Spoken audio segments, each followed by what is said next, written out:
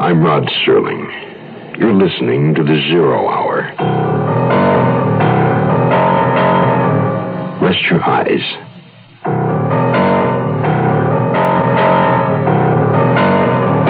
Open your mind.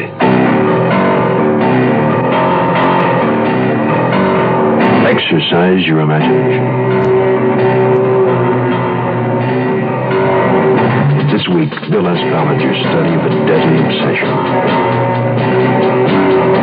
Fourth of Forever. Starring John Daner.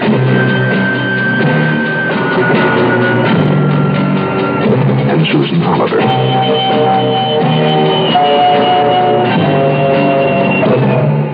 In Elliot Lewis's production of The 0 Hour.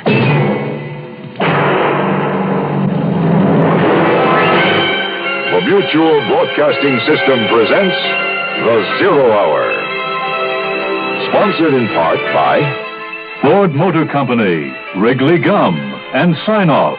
This is The 0 Hour on Mutual Radio.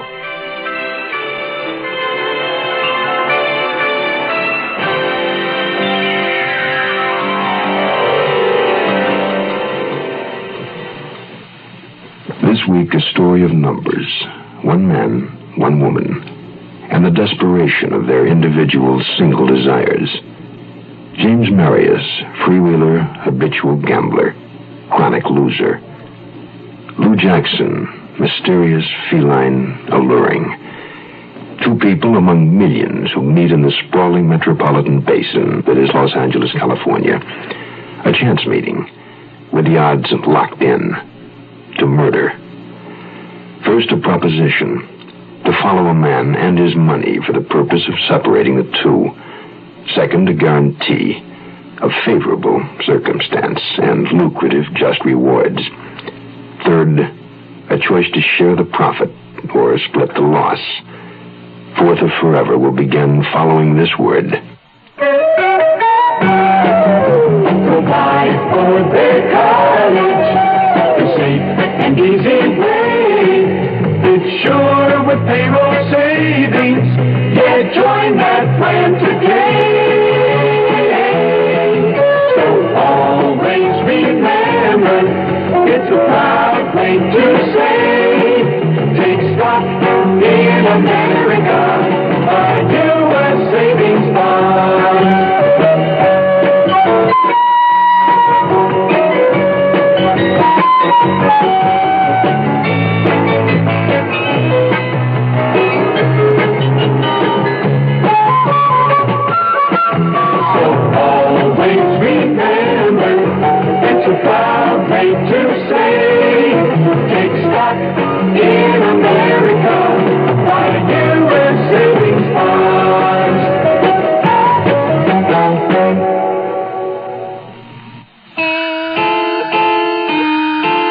Picture this. A little used airstrip in a mountainous part of Mexico. Nothing more than a few hundred feet of cleared land. Enough for a skilled pilot to set down a small plane on.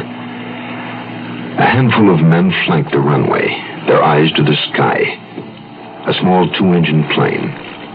And one man alone in the cockpit. With one of the 2 engines missing, my old plane was wavering in the still air.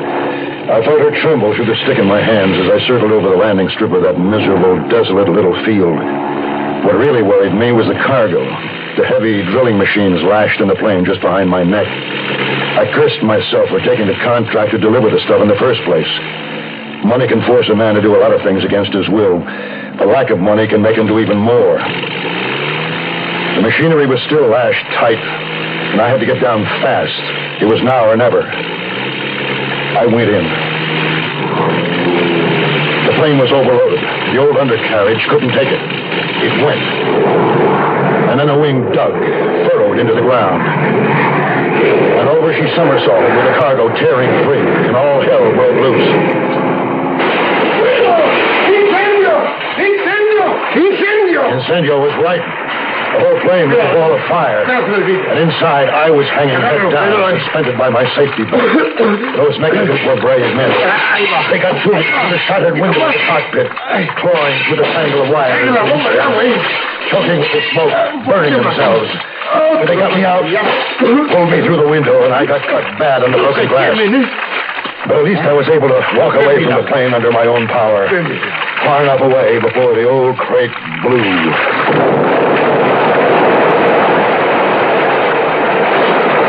And that was that. The last of my plane, the last of my money, the last of my plans for my own air cargo line, the last of my hopes, or so I thought. I was despairing, a condition refueled constantly through my hours of fitful sleep. I replayed that horrible event over and over in my dreams for years after. It followed me back to Hollywood, into the cheap apartments where I lived, and right into the bars where I tried to drown the memory, but didn't succeed. Drinking didn't help, regardless of how much I drank or how drunk I got. Like the night I came staggering out of Pernod Place, a joint on Sunset Strip. The car jock gunned my old sports car up to the curb. Evening, Mr. Marius. You feel okay to drive? I feel great. Yeah, something new has been added. Such was a friend of yours who wanted to wait in your car. I've been waiting a long time. Good evening, James. She smiled at me from where she lounged down and back in the passenger seat. A slow, easy smile, showing small white teeth, a casual curving of her lips, like a cat's. Her hair was silver gilt and edged with indigo from the neon side outside Pernod Place. I put the car in gear and moved out into the stream of traffic. You're going in the wrong direction. Wrong direction from where? It's not important. The point, exactly. Once I get to wherever I'm going, I haven't been any place. I don't know you. I know you. This is a gag. Who put you up to it? My own idea. I'll drive you to the Roosevelt. You can get a cab there. I'm not ready to take a cab. I picked you up, not for the reason you're probably thinking. Not thinking much of anything right now. Except it's after 2. I had a date at 10. It was a little late. You don't want to keep it. If you do, you're going to disappoint me. Look what I brought. A bottle of champagne and one of brandy. I hope you'll help me drink it. Hey, look, I live here. Have for quite a while. I'm no sucker for a setup. You don't have enough money to make setting you up, as you put it, worthwhile. I've been to a lot of trouble finding you, Marius. Come on. Let's be pleasant and celebrate my success. Please? Why'd you try to find me?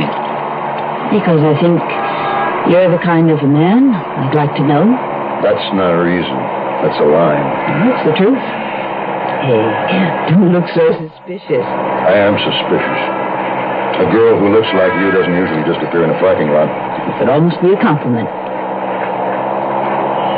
What's your name? Lucille Jackson. My friends call me Lou. Well, now that we've been introduced, where shall we go to have our drinks? My place or yours? Mine. Still suspicious? Yes. All right. We'll go to yours. I swung the car off Sunset Boulevard, La Brea, and cut up Franklin, turned on Highland, and headed north toward the Hollywood Bowl. Just before the Bowl, I pulled into the drive of the old Mediterranean Spanish-style apartment building where I lived. I parked in the back. She brought the paper bag of bottles.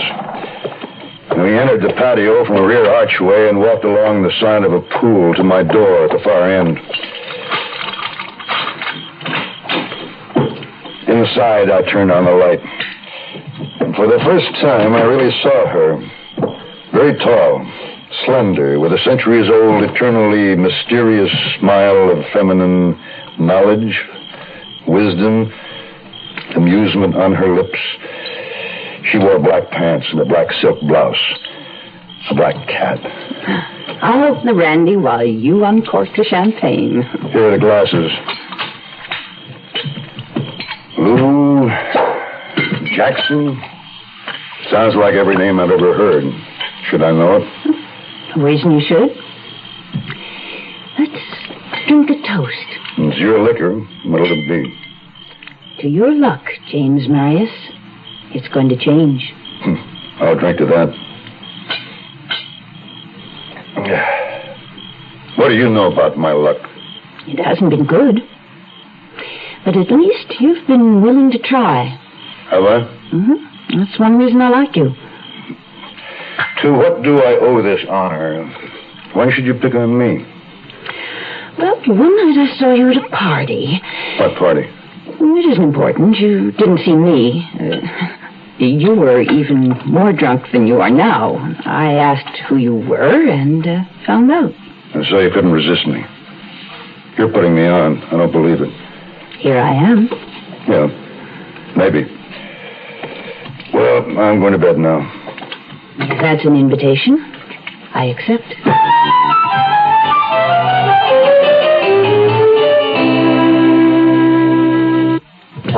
Looking for a car that's easy on gas, easy to buy, and yet has the luxury you want in a car? Look what we've done to our Mustang.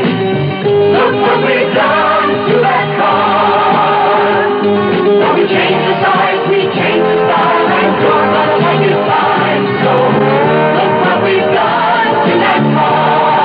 Mustang 2. It's the all-new economical car from Ford. The right car at the right time. Built even smaller than the original Mustang.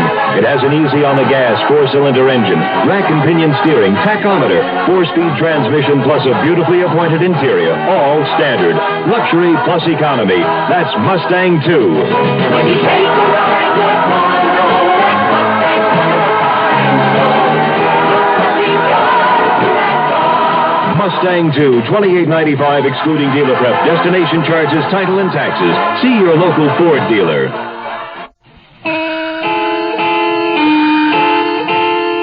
When I woke up, the room was bright.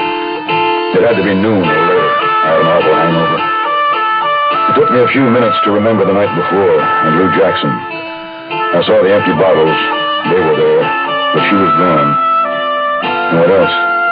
I groped my way over to my clothes, heaped in a pile on a chair, and went through my trousers. My billfold was missing. I'd been taken, like a naive, chumpetic invention. It made me sick. Sicker than I was to realize I'd lost my money, driver's license, everything. Everything but credit cards. I didn't own any. Hello? Hello, James. This is Lou. Surprised? Yeah, I didn't expect to hear from you again. You missed your billfold? Some time ago. I have it. I guess then. I called to tell you you could have it back. When I took it, I had no intention of keeping it. Well, why'd you take it? Because I wanted to see you again. I thought you'd drive over to my place and pick it up. Last night you were so cautious, so suspicious. I wanted to prove that I could have taken your money if that had been my plan. Now you see it wasn't, don't you? I can't drive without my license. You think it's too dangerous? I'll be over. Where do you live? Lou gave me her address in a section of Hollywood near Hollywood Boulevard and Sunset, just east of what used to be the old Columbia Studios. Her apartment was 2C.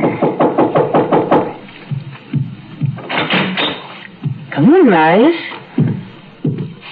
To my sober eyes in the flat light of the afternoon, Lou was not so young as I remembered.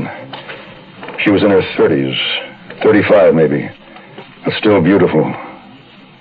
More beautiful, probably, than when she'd been younger. Her hair seemed to change from silver to gold, and back to silver again, to match the transparent gray of her eyes with their great black pupils. I looked around. The apartment was a typical Hollywood furnished deal, matching drapes and carpet, run-of-the-mill semi-modern furniture. Its only escape from mediocrity was a large oil painting, 4 feet wide and nearly 6 feet high, the draped figure of a young woman nude to her waist. Anyone I know? No, I don't know her either. Did it come with the apartment? It belongs to me. Do you like it? Who's it by? Signed D-E-S-T-O. Desto? I think it's Gazzetti. He doesn't write so well as he paints. Anyway, he isn't well known. Like a drink? Margarita? I love them. Yeah, I need something. Be right back. When I sat down in one of the cushioned chairs, I felt something under my hip. It was an envelope, size and shape of business correspondence, addressed to L. Jackson. The return address was Rothman Associates on Western Avenue in Hollywood. I placed the envelope on the coffee table as Lou came back with the margaritas. Here. First for today. The first? Well, it's still pretty early, but I'll go along. That's my trouble. I always go along. But good. Are you warning me that you're a drunk? Some citizens might say I am. I didn't used to be.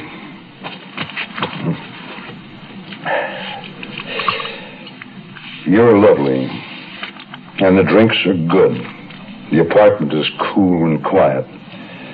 I should be happy, but I'm not. Why? Because last night you picked me up for a reason. And I can't figure it out. We don't know each other. I know quite a bit about you. Once, you were a good flyer. You crashed, went broke. You tried land speculation, and that folded. What was left, you shot in Vegas. More? Is there? Quite a bit. You owned a piece of the Ketch Playgirl, which sank the Transpac race to Hawaii, and finally, strictly for money, you tried a few stunt jobs and pictures. You were nearly killed, but this time you collected some insurance, and that's what you've been living on. Huh. Doesn't sound like much of a success story.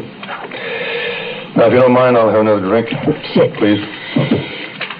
I also know you're 35, married and divorced once. No, only partly right. I've been married, but not divorced. My wife committed suicide right in the middle of the proceedings. Oh? Did you love her? Oh, here. Thanks. Yes, I loved her.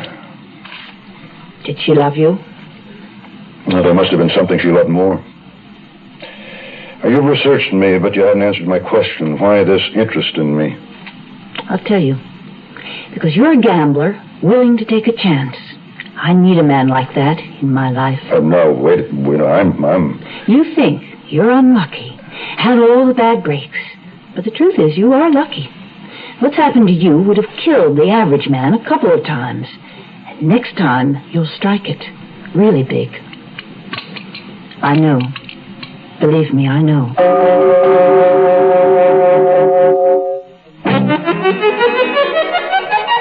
Chewing gum can be fun when the taste is the one that tastes so double good. Double Mint will do it, 'cause it's double good all through it. Everybody, Double Mint, double good, Double Mint. Chewing gum that tastes double good. Double Mint will do it. Get some Double Mint and chew it. Double Mint chewing gum, it's the one made for fun. Sinus flares up. Sometimes your whole face aches. When you need occasional help, get Sign-Off tablets, the sinus medicine. Sign-Off works with a full dose of pure aspirin for sinus headache, plus a sinus drainer for congestion. That's how Sign-Off helps sinus pain while you drain. Help sinus pain while you drain. Take Sign-Off only as directed. Signeoff. The sinus medicine in the bright red box.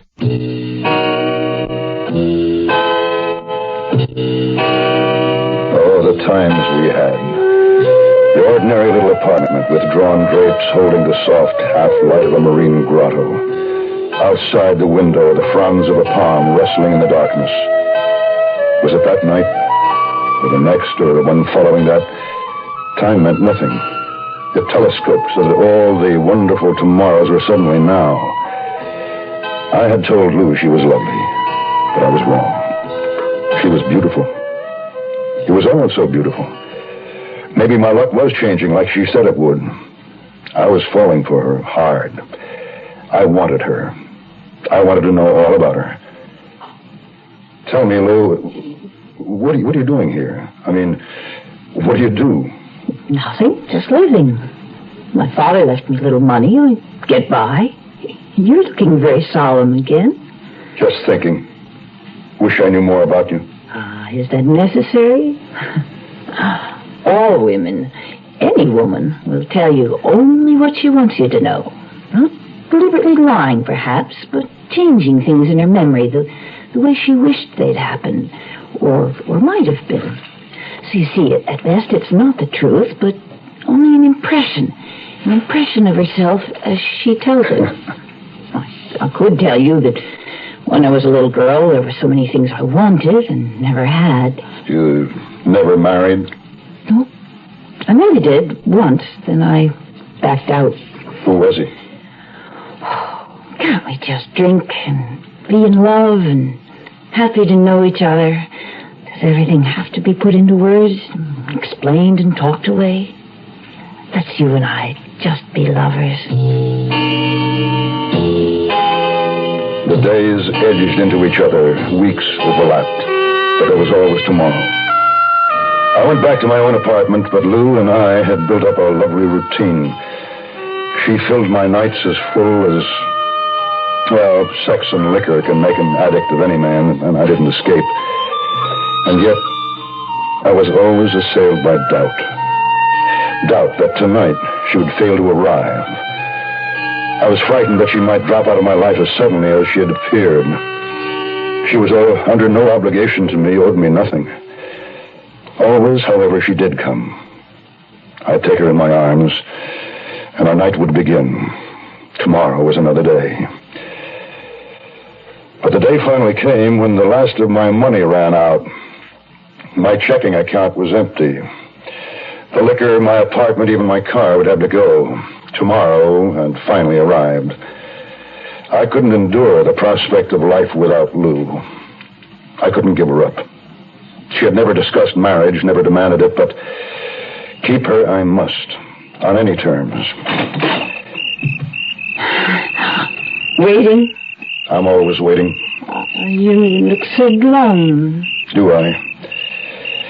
Well, come on in. Maybe a drink will pick me up. Lou, there's something that I have to tell you. Oh? I'm broke. Except for a few bucks in my pocket, I have nothing in the bank or anyplace else. What are your plans? I don't know. Nothing for me around here.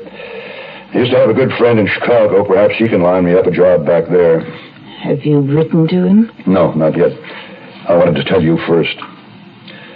Now, if I go back, will you come with me? We'll get married. No. Darling, I love you. You must understand that. I don't understand. Then listen to me for a moment. I do love you, and I will marry you, but I won't do it like this, beaten down, creeping off to Chicago on our knees to live off a handout from a friend. Well, that's better than living on county charity. Is it? Well, what do you suggest? Well, it's not clear to me either, at least not right now, but it must involve a lot of money, and it should take brains, or someone else would have done it. There has to be the element of risk. Let me think about it. Somewhere in the back of my mind there is an idea.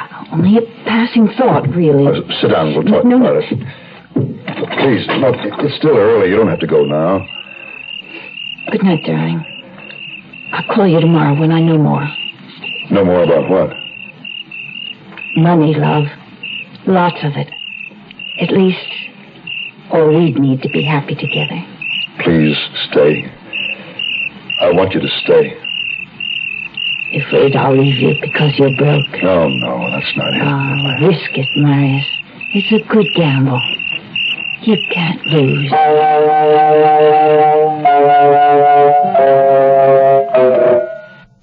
Tomorrow at this time, rest your eyes and listen here to this week's continuing study in suspense, Fourth of Forever. I'm Rod Serling, and this is The Zero Hour. Today's episode brought to you in part by Ford Motor Company, Wrigley Gum, and Sign Off. This is the Zero Hour on Mutual Radio.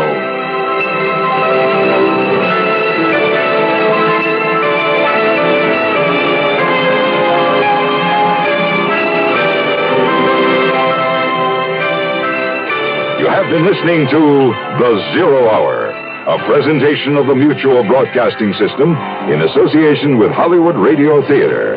Heard every weekday at this time. Rod Serling is your host. Zero Hour is produced and directed by Elliott Lewis.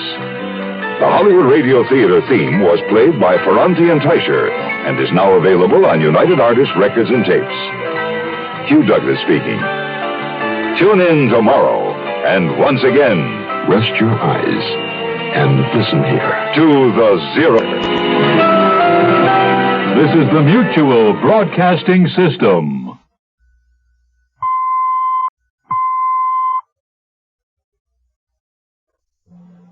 I'm Rod Serling. You're listening to the Zero Hour.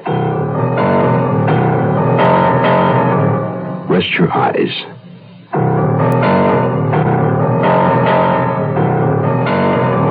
Open your mind.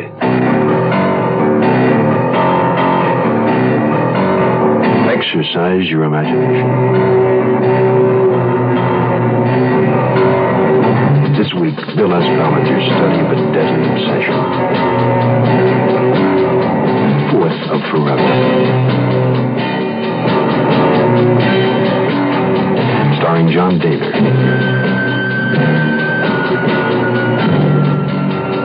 And Susan Oliver.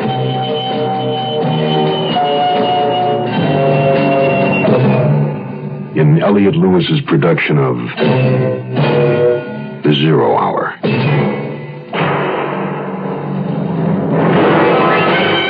The Mutual Broadcasting System presents The Zero Hour. Sponsored in part by Wrigley Gum, Sign Off, and Ford Motor Company. This is the Zero Hour on Mutual Radio.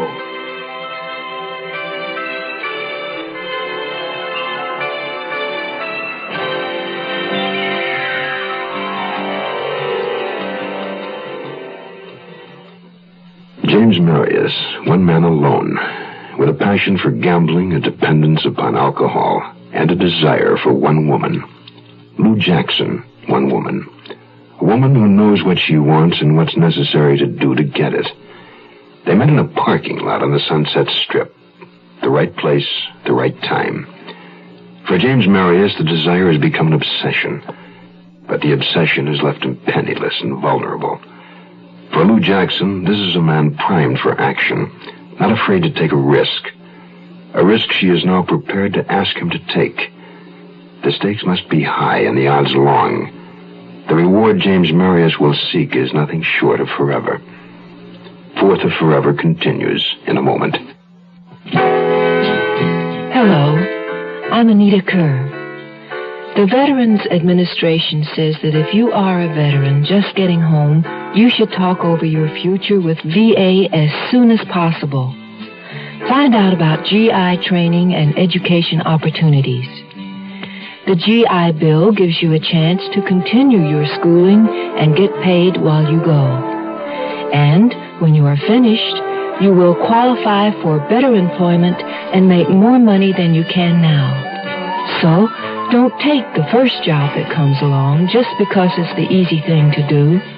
Think of a career rather than a job and prepare for it with the GI training time you earned while in uniform. You'll wind up with better pay and a happier future. Visit, write or call your nearest VA office today and get started.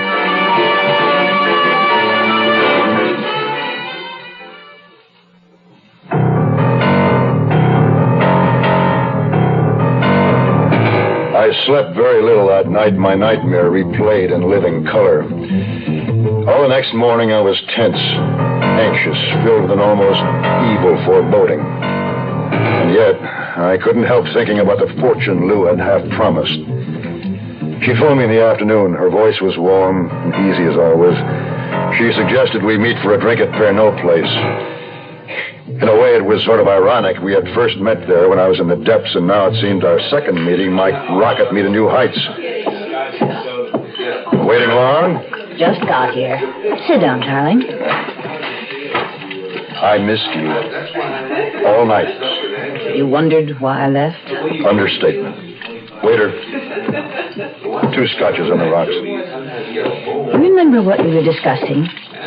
Yeah. I used to know a girl named Clara. No glamour puss, no sharp cookie. Actually, she's pretty dull. Yeah. I first met her when I came out here. Clara's a secretary. Private secretary to a rich real estate man. Ted Warren. Ever heard of him? Maybe the name's familiar. Well, Clara has no life of her own, no men, not much of anything. So she's built her whole life around her boss, all she can talk about. She takes care, but really, of all the details for him. Whenever we met for lunch, she'd tell me every little thing. Frankly, it was a bore. I couldn't have cared less. Why did you keep on seeing her then? Oh, I felt sorry for her, I suppose. Anyhow, her boss, Ted Warren, has lots of irons in the fire. He goes to New York every month or two and takes huge amounts of cash with him. Well, part in cash, part in negotiable stocks and bonds. Don't you think that's rather odd? Well, it takes a week to 10 days for a check to clear between Los Angeles and New York. Maybe he uses the money for down payments. Guarantees, possibly performance bonds. That might be it. Anyway, Mr. Warren, I gather, is a bit of an old toad. Always stays at the same hotel, same suite. He likes a particular view of the park. You're building up to something. What? Why don't you get that money the next time Warren goes to New York? There it was. All laid out on the table. I couldn't believe it as I stared across the table at Lou, her soft face, her aura of gentleness. I can get all the details from Clara. She won't even know I'm asking. She'd never suspect me. What about Warren? Oh, what about him? He doesn't know you from Adam. Well, but couldn't he make the connection between Clara and you? Maybe, but by that time, we'll be so far away from here, they'll never find us. If I go to New York, it'll take money just to get there. Oh, I thought of that. Here is a cashier's check. $1,000. It's nearly the last of what I have. We're in this together, darling. Let's drink to it. That next week, Lou renewed her friendship with Clara. They met for lunch nearly every day at exactly 12 noon. Lou would come to my apartment in the evening with a bottle and the latest information. On Thursday, when I heard her footsteps coming through the patio, I knew that Lou had news to relay that would finally be useful. Oh, love, good news. Warren's going to New York on the 23rd. Oh, that doesn't leave us much time. There's more. Let's go inside. He's got a reservation on Transcontinental Airlines Flight 171 for the 23rd. That's Wednesday. Mm-hmm. He arrives at 9:36 New York time. Kennedy Airport? No, Newark. And he'll take a taxi from there to the Park Hamilton in Manhattan. Well, what about the money? Stays right in his room, in a briefcase. And that's where you'll relieve him of it. What about a gun? Doesn't own one. Clara says he hates loud noises. Warren must be a real ringer. No gun. Still, I'll need one. Do you have a gun? I can get one. How? I'll tell you later.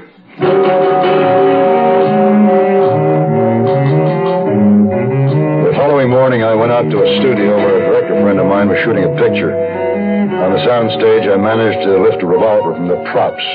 Smith & Wesson 38. It was easy. Next, I needed bullets. I bought them in the black market on Sunset. Then I got Warren's business address from the Yellow Pages. Dressed in a pair of coveralls like maintenance servicemen wear, and with an assortment of plastic alphabet letters, I took up a position in the corridor outside the doors of Warren's office. I pretended to make adjustments on the buildings board while I waited for Warren to leave for lunch, promptly at 12. Lou had told me that he usually carried an expensive alligator briefcase. I glanced at my watch. 1 minute of.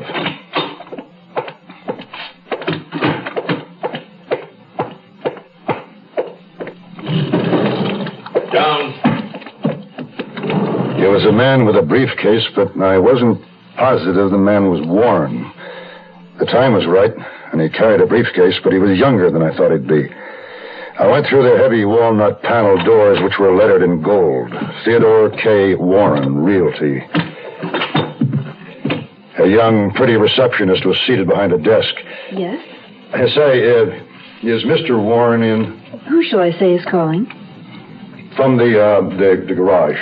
Oh, I'm sorry. Mr. Warren just left for lunch. Oh. Well, was that him getting on the elevator when I got off wearing a dark suit, carrying a briefcase? Must have been. He hasn't been gone 2 minutes.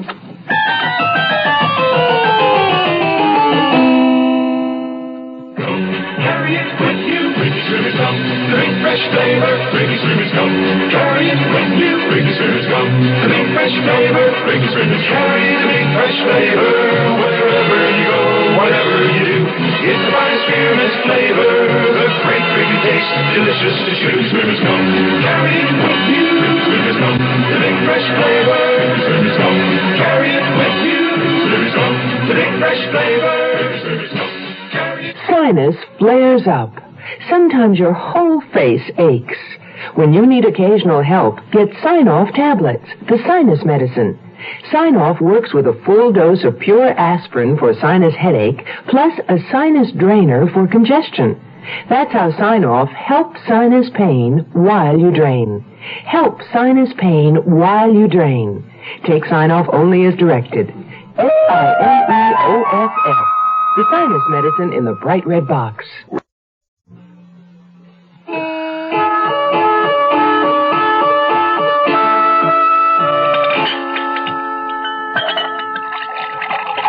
Here you are, darling. You're worried about something. I got to look at Ted Warren. Have you ever seen him? No, all I know about him is what Clara's told me. What Clara's told you isn't quite true. Warren's not the little toad he is supposed to be. But that's not what worries me. What is it, then? If Clara gives you a wrong description about how Warren looks, why can't she be wrong about a lot of other things we're depending on? Oh, I wouldn't worry. Clara may have described Warren as a doddering, puttering little old man that depends on her just to make herself feel more important. But business facts, she couldn't make a mistake about them. I hope not. Stop worrying, darling. Just think about us. I guarantee it'll work. The afternoon of Tuesday, the 22nd, Lou came to my apartment. I left my car parked there. She drove me to the airport. On the way, we went over the plan. Warren will check into the Park Hamilton Suite 1220 around 10:45. At 11, he should be getting ready for bed. And that's when I hit him. I'll get the money and be out of the hotel by 10 after 11. I'll have a cab waiting to take me to LaGuardia Airport in time to catch the 12:30 flight to L.A. Right? Now, if something goes wrong, then you don't catch it. Well, I'll wait for the next flight. Where will you stay tonight? I'll find a hotel near the Park Hamilton. And tomorrow during the day, I'll get a look at Warren's suite, locate the doors, windows, exits, elevators, and so on. Tomorrow night, when he arrives, I'll be ready. On the flight to New York, I still had doubts. I realized I was taking a calculated risk and was banking on my strength and nerves to mesh correctly with time, place, and circumstances to gain a fortune. But I wasn't sure I still had the guts to pull it off. I wasn't a coward, I never have been. And now I was trying to be honest. The cold fact was, I didn't want to rob Warren. It was Lou who had put me on the plane, winging closer each minute to New York. It was this very weakness in submitting to Lou that made me doubt myself. My memory of those desolate years of loneliness and despair before I met Lou was my greatest enemy. I couldn't fight the future she'd brought me, a green oasis of hope. We will be landing in New York City in approximately 20 minutes. We hope you've enjoyed your flight. I registered in a small hotel, the Shropshire, under the name of Howard Morgan. It was only a couple of blocks from the Park Hamilton. The next morning, I slept late, had breakfast, then strolled over to familiarize myself with the layout of Warren's hotel. It had 3 entrances, one on 59th Street and 2 around the corner on 5th Avenue. The streets were narrow and congested and could easily be traffic traps, so I decided against the taxi for my escape. Instead, I'd walk over to 59th and Madison to catch a cab to the airport.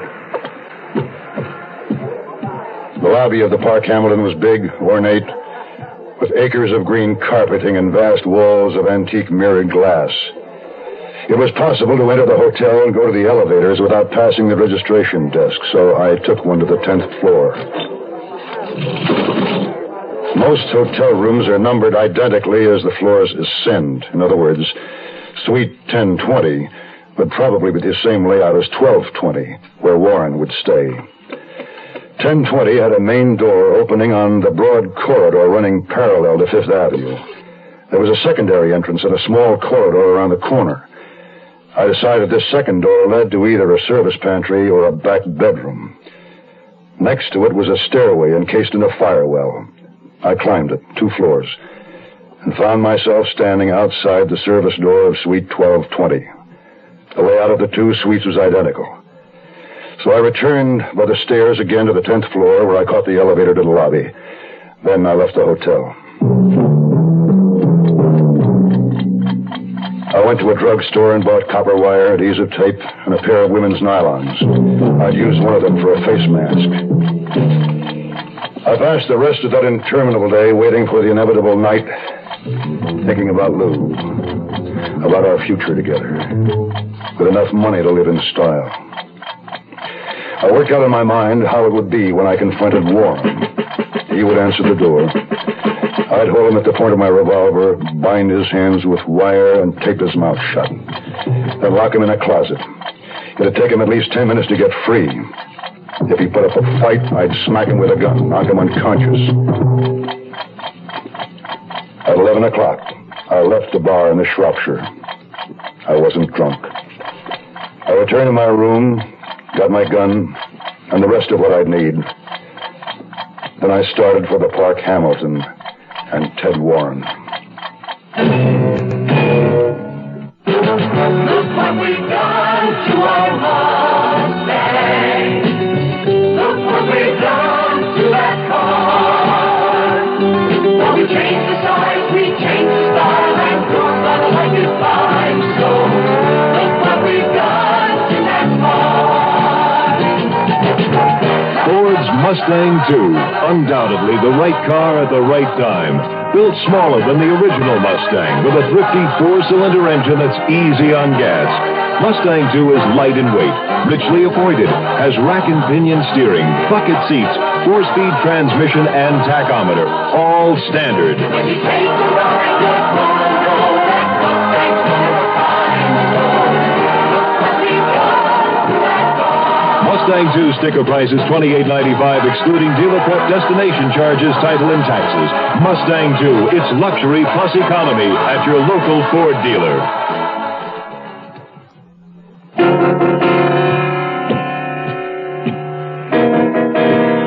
I stopped behind the metal door of the firewell on the 12th floor.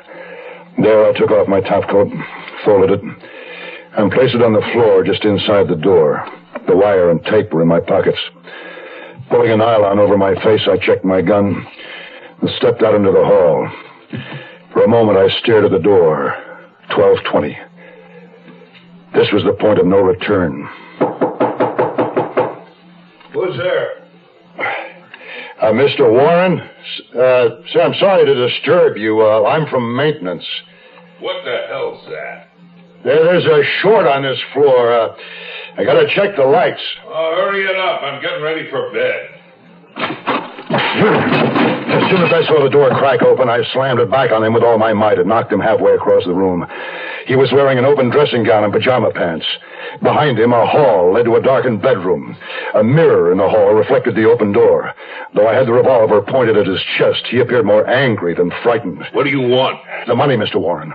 My wallet? You're welcome to. You know what I mean? Where's the briefcase? You won't shoot. You'd never make it out of the hotel. Just shut up and give me the damn briefcase. It's over in the bureau. Get it? All right. And keep your hands where I can see them. Warren went to the bureau, took out the briefcase, and came back, holding it in front of him. Then he shot me from behind his briefcase. I fell back. My right arm jerked up with pain. I saw the reflection of the flame from my revolver in the mirror before the bedroom. Warren pitched forward to the floor. I didn't stop with the briefcase or anything. I just turned and ran. In the fire well by the stairs, I realized I had dropped my revolver in the suite, but I couldn't go back. Warren was wounded, but he still had his gun. He was probably on the phone calling for help at that very moment. Blood was dripping from my arm, running down my wrist and spattering the concrete stairs. I grabbed my topcoat and started down, leaving a red trail behind me. At the mezzanine floor, just above the lobby, I stopped again. I yanked off the nylon mask and struggled out of my jacket. Rolling up the sleeve of my shirt, I looked at the wound. The bullet was lodged in the muscle of my right arm, a few inches above the elbow. I knew it had to come out, and soon.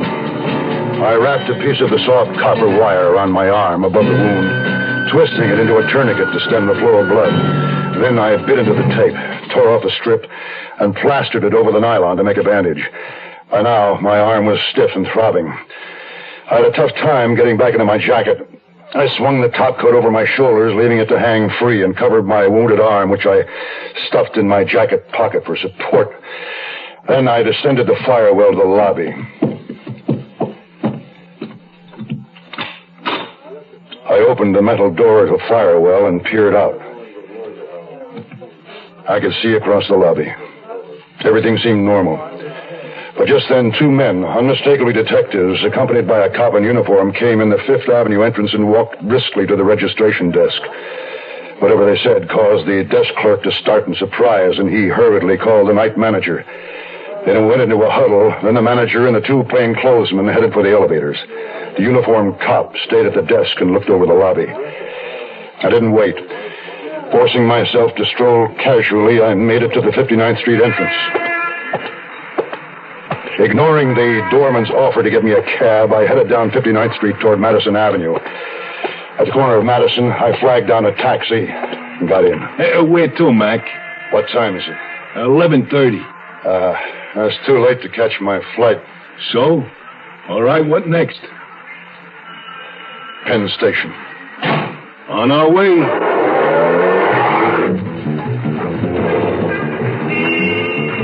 I didn't go to the station. I knew there'd be an APB out for a wounded man at all railroad stations, airports, bus depots, even ship terminals. I got out at 37th Street. Down the block, I saw a cut-rate drugstore and headed for it, self-service. I picked up a cheap canvas suitcase, bottle of iodine, roll of cotton, a box of cleaning tissue, a razor, and cheesy orange sports shirt, the only one in the store that would fit me. A cashier with hair hinted about the color of my new shirt checked me out with a comment about my hand. The whole right side of my body was stiffening up. I told her I had arthritis in my shoulder. And she told me her husband had arthritis, and that was that. I walked aimlessly down the street, my mind fuzzy with shock and fatigue. But I had to find a place to stay the night. I had to get off the streets before I was picked up. A liquor store was closing for the night, but I caught it in time to buy a bottle of whiskey, 100 proof. By now, my arm was pulsating in a deadly, heavy rhythm. My sense of balance dipped and whirled. I fought to remain conscious. In desperation, I hailed another cab. You drunk? No. Sick. Won't drive it drunk, but if you're just sick, buddy, I'll take you. Hospital? Not the hospital.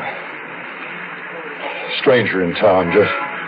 Just got in. Take me to his hotel. I just want to go to bed.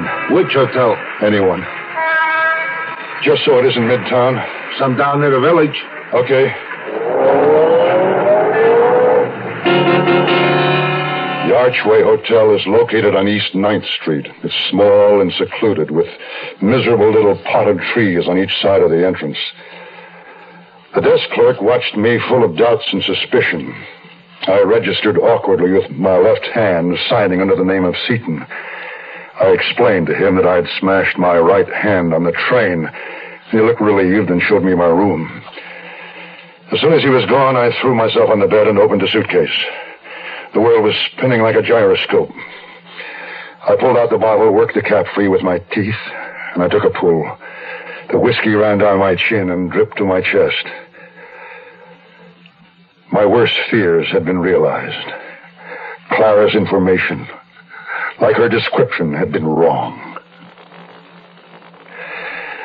I fell asleep holding the bottle in my belly, thinking about Lou and the future we'd lost. You are listening to Mutual's presentation of The Zero Hour. Tomorrow at this time, rest your eyes and listen here to this week's continuing study in suspense, Fourth of Forever. I'm Rod Serling, and this is The Zero Hour. Today's episode brought to you in part by Wrigley Gum Sign-Off and Ford Motor Company. This is The Zero Hour on Mutual Radio.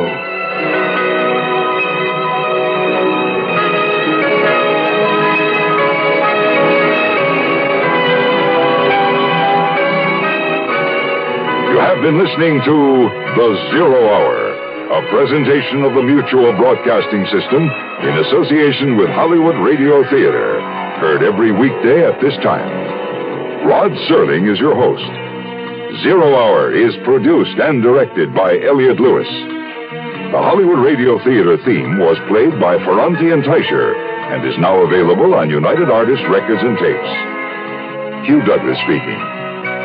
Tune in tomorrow, and once again, rest your eyes and listen here to The Zero Hour. This is the Mutual Radio Network.